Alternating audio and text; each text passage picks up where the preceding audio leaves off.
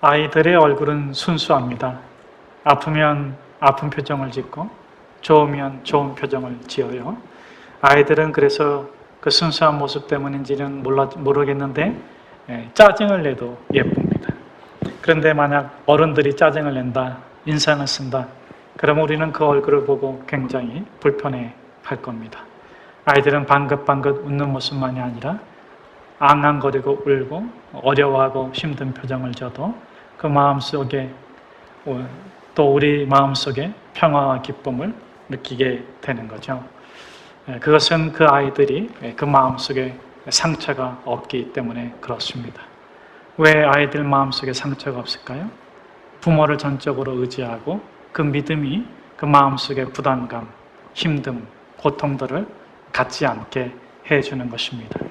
그러나 어느 순간부터 내가 내 삶을 책임져야 된다, 또는 마음속에 상처가 생기면 그 다음부터 그 상처가 치유되지 못하면 얼굴에 아이들이 가면을 써요. 좋지 않은데도 좋은 척 하며 살아가게 됩니다. 상처에 덧난 두꺼운 껍데기가 마음의 가면이 되는 거죠. 이런 아이들이 행복하겠습니까? 잘 자랄까요? 잘 될까요? 가정에서 행복을 찾고 누리지 못한다면 그 어디 곳에 가서도 행복할 수 없어요. 왜냐하면 행복이란 만드는 것이기 때문에 그렇습니다. 행복이란 이렇게 발견되거나 이렇게 드러나는 게 아니고 행복은 만드는 거예요. 만드는 거예요.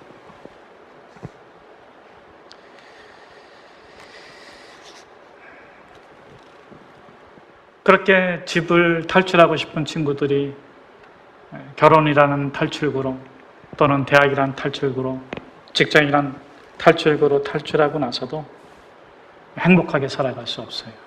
왜냐하면 불행을 행복으로 만드는 요리법을 익히지 못했기 때문에 그렇습니다.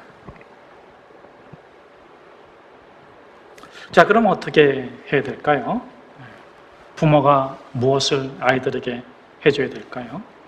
부모가 이렇게 말해주면 됩니다. 부모가 없다면 부모와 같은 존재가 이렇게 얘기해주면 되겠죠. 너 날 위해 살지 마. 너 자신의 삶을 살아야 돼. 너가 기뻐하는 거를 나도 기뻐해. 너가 잘 되는 게 엄마 잘 되는 거예요. 너가 기쁘게 사는 걸 하나님도 제일 좋아하셔.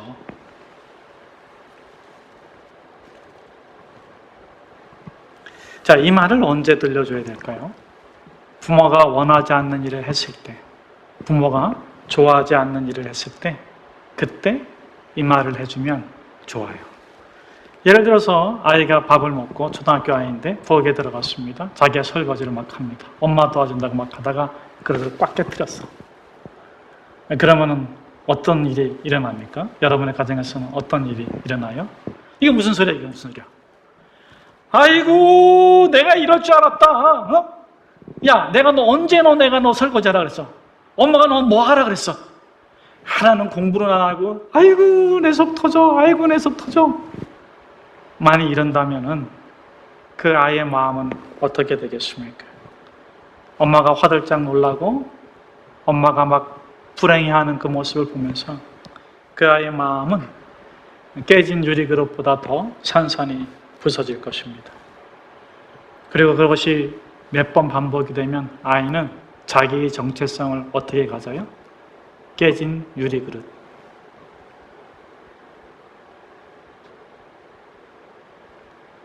나는 이 쓰레기통에 던져지는 유리그릇보다도 못해.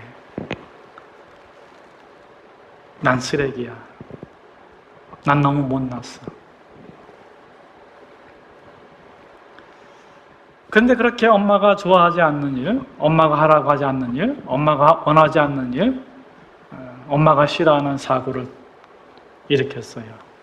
그때 엄마가 뭐라고 말해주면 좋을까요? 얼른 달려가가지고 너 이 유리그릇이 얼마인지 알아? 너 한 학기 등록금보다 비싼 거야. 응? 뭐 이러지 않고 너 괜찮아? 많이 놀랬지? 아이고 다행이다. 엄마는 너가 안 다쳐서 아무렇지도 않아. 아이 이거 뭐 그럼 뭐 또 사면 되지 뭐. 아이고 우리 딸 예뻐라. 엄마 도와주려고 그랬구나. 고마워. 그럼 애기가 울어.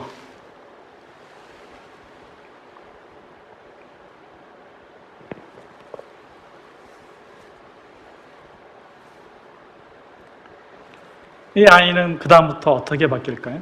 이 아이의 정체성은 어떻게 바뀔까요? 자기를 어떻게 인식할까요? 나 엄마가 좋아하는 거 좋아해야지.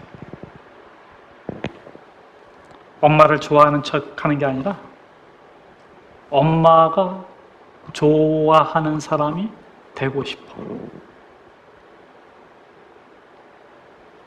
엄마를 좋아하는 사람이 돼요. 가면을 쓰지 않아요. 좋아하는 척, 괜찮은 척, 아무 일 없는 척. 내가 속상한 거 얘기하면 엄마가 슬퍼할까 봐 감추거나 이러지 않아요. 예수님께서 사람들을 치료해 주시고 회복시켜 주셨는데 예수님께서 마지막으로 또 처음으로 해주시는 가장 중요한 일이 뭐냐면 그 사람이 쓰고 있는 가면을 이렇게 벗겨주세요. 사마리아 우물가에서 여인을 만나고 나서 예수님께서 예배에 관해서 말씀하신 다음에 그 여인이 회복된 걸 보고 나서 뭐라고 말씀하세요? 가서 누구를 데려오라? 가서 누구를 데려오라? 내 남편을 데려오라. 그랬을 때 이 여인이 가면을 벗잖아요. 나 남편이 없습니다. 그런데 여러분 그 여인의 남편이 있어요? 없어요? 그렇죠. 지금도 한 남편하고 살고 있지만 그 전에 5명의 남편이 있었어요. 그런데 이 여인이 뭐라고 말해요? 난 남편이 없습니다. 그럼 지금 있는 남편을 남편이 아니라고 말하는 게 아니죠. 자기가 남편을 둬서 감추고 싶었던 상처가 치유되고 회복된 거예요. 남편이라는 가면을 쓰지 않고도 당당해질 수 있었던 거예요.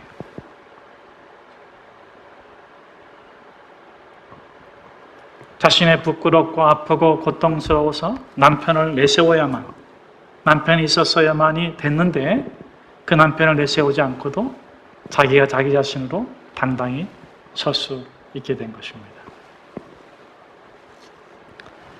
현장에서 가늠하다가 잡힌 여인에게 예수님께서 어떻게 가면을 벗겨주십니까?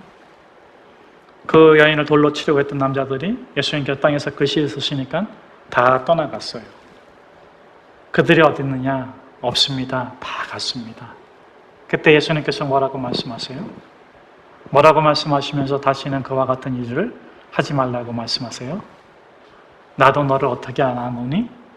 정죄하지 아니하노니. 왜 그 여인은 그렇게 많은 정죄를 받으면서도 그 일을 계속 했을까요? 그 여인이 쓰고 있었던 가면은 뭘까요? 나는 함부로 살아도 돼. 나는 이렇게 행동해도 돼. 왜? 이 여인이 쓴 가면은 좀 무대포 가면입니다. 막무가내 가면입니다. 그래, 내 삶 깨졌어. 그래, 우리 가정 깨졌어. 그래, 나 건강 깨졌어. 어쩔 건데? 어쩌란 말이야? 나? 그냥 이렇게 살 거야. 무대포의 가면. 함부로 사는 가면을 쓰고 살아왔던 거예요. 그래, 니네가 정죄하려면 정죄해봐. 비난해보려면 비난해봐. 네가 말해주는 것보다도 내가 더 못되게 할 거야.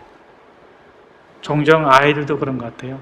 아이들도 좀 아빠가 타이른다고 타이르면서 좀 성질을 내면 저는 그랬던 것 같아요. 어렸을 때 이씨 내가 아빠 말대로 하나보다 이씨 내가 더 해버릴 거야. 그런 마음도 가끔은 가졌던 것 같아요. 어쩔 수 없이 그렇게 그런 일이 일어났는데 이해해 주지 않고 몰아붙이면 그런 마음을 갖게 되는 것입니다. 아마 이 여인은 그랬던 것 같아요. 근데 예수님께서 어떻게 가면을 벗겨주십니까? 내가 너를 정죄하지 않아. 아무도 너를 정죄하지 않아. 여러분, 사실 다른 사람들은 당신의 아픔, 고통, 당신의 상처에, 당신의 열등감에 많은 관심이 없어요. 누가 제일 관심이 있습니까? 누가 제일 많이 비난하고 누가 제일 정죄하고 있어요? 내 안에 있는 나. 그러니까 예수님께서는 이 여인에게 그렇게 말하는 거예요. 너도 더 이상 너를 정죄하지 마. 너에게 좋은 점이 참 많이 있어. 그 아픔에 묶이지 마. 그 상처에 묶이지 마. 그 고통에 묶이지 마. 너는 깨끗하게, 거룩하게, 복되게 잘 살아갈 수 있는 사람이야.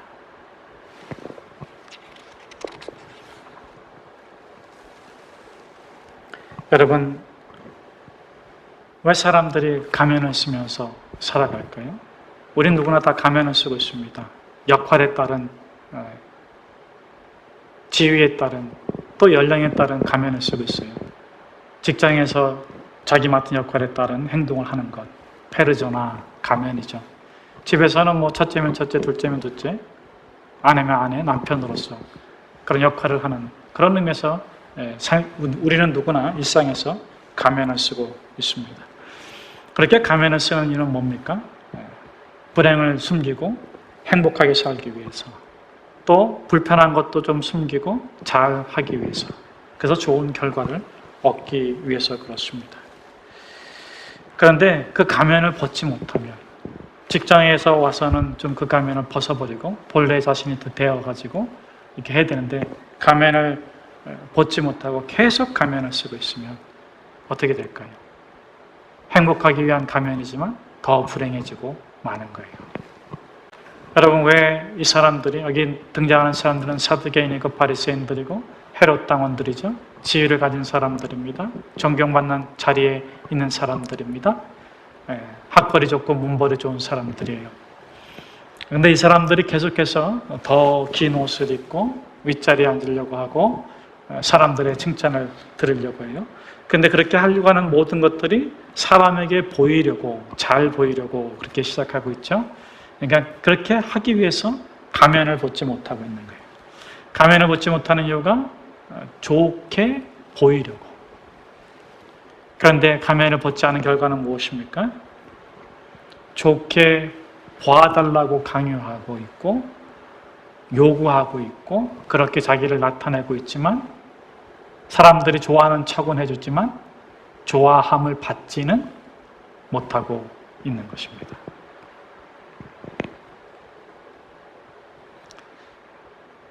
자, 그런 그들에게 예수님께 주시는 답변이 무엇입니까? 우리 8절에서 12절 말씀 우리 같이 한번 함께 읽도록 하겠습니다.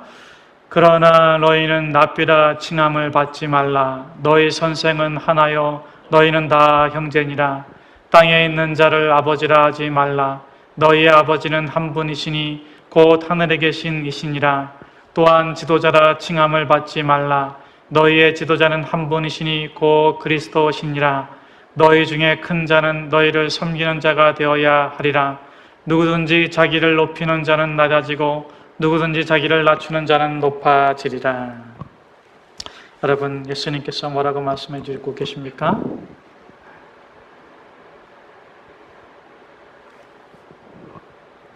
좋은 자리에 있지 마라.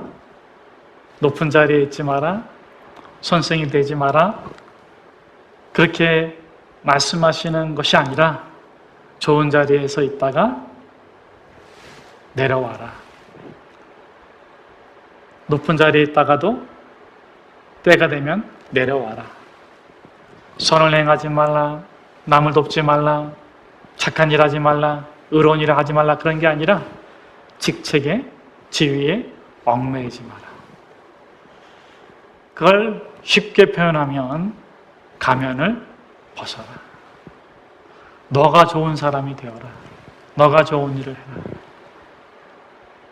그 직책에, 그 자리에 집착하지는 마라. 그렇게 너가 순수한 마음으로 선을 행하고 의를 행하고 구제를 하면 좋아함을 받는 사람이 될 것이다.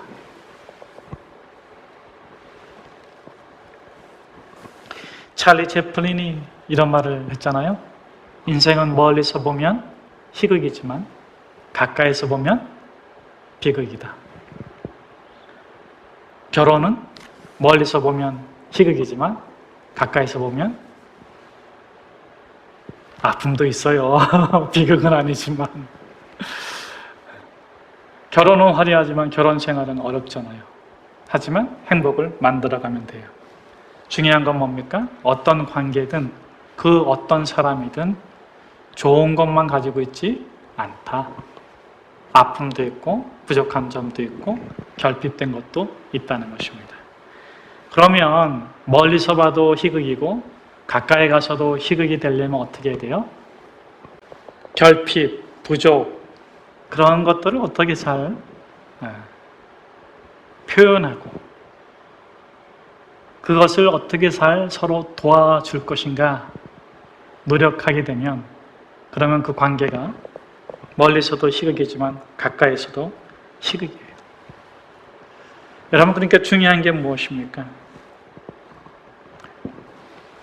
오늘 본문에서 예수님께서 바리새인들에게 얘기했는데 당시에 바리새인들, 사두개인들, 헤롯 당원들, 우리 21장부터 23장에 나오는 이 사람들이 있고 반대편에는 또 누가 있냐면 세례 요한 있고 예수님이 계세요. 근데 여러분, 이 양 그룹에서 전하는 메시지는 똑같아. 뭐예요? 회개하라. 천국에 들어갈 수 있다. 율법을 잘 따르면 구원받을 수 있다. 말씀대로 살면 구원받을 수 있다. 하나님이 축복해 주신다. 전하는 메시지는 똑같습니다. 근데 바리새인들이, 사두개인들이, 헤롯 당원들이 메시지를 전하면 전할수록 백성들은 힘들어하고 어려워하고 가면을 더 굳게 써요. 좋아하는 척하고 괜찮은 척만 하고 자기 마음속의 아픔과 고통과 번뇌를 드러내지는 않습니다. 그런데 세례요한이 회개하라, 천국이 가까웠다 그렇게 외치면 많은 백성들이 통곡하고 울면서 하나님께 나옵니다. 무엇의 문제입니까? 메시지의 문제가 아니라 메신저의 문제입니다. 세례요한은 광야에서 석청을 먹고 어렵고 힘들게 살면서 그 무시당하는 사람들, 그 어려운 사람들과 구분하지 않았어요. 차별하지 않았어요. 같은 마음을 품고. 여러분, 예수님께서도 뭐라고 말씀하십니까? 나는 죄인이라서, 나는 문제가 있어서, 나는 온전히 살 수 없고 구원받을 수 없습니다. 그렇게 말하는 그들에게 예수님께서 내가 너의 친구다. 내가 너를 위해서 이 땅에 왔다. 나를 봐라. 갓난아기로 태어났고 아빠 없는 집에서 가장 노릇해야 됐고 깨지고 부서지고 그 십자가 비아돌로로사 길을 가시면서 예수님은 한 번도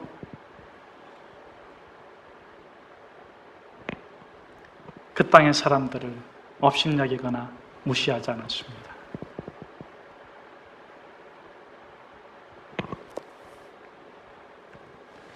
오늘 우리 한국교회가 갖고 있는 문제가 무엇입니까? 메시지의 문제가 아니라 메신저인 교회의 문제가 아닐까요? 왜 한국 사회가 교회에 대해서 부정적인 이미지가 많아졌나요? 그건 메시지의 문제가 아니라 진리의 문제가 아니라 교회의 문제일 겁니다. 그래서 이번 기회에 더 우리 교회가 더 겸손해지고 더 따뜻해지고 더 많은 배려와 더 많은 수고를 사회적으로 이렇게 행해 간다면 사회에서의 교회에 대한 생각도 많이 바뀔 수 있을 거라고 생각합니다. 여러분, 예수님께서 십자가에 달리실 적에 어떤 일이 일어났는지 아시죠? 예수님께서 이렇게 십자가에 달렸어요. 가시 면류관을 머리에 쓰시고 정말 피를 흘리시고 창에 찔리시고 온 몸의 심장에 피 한 방울 남지 아니하고 다 쏟아내셨을 때, 그 숨을 멈추셨을 때, 그 숨이 멎었을 때 여러분 어떤 일이 일어났습니까?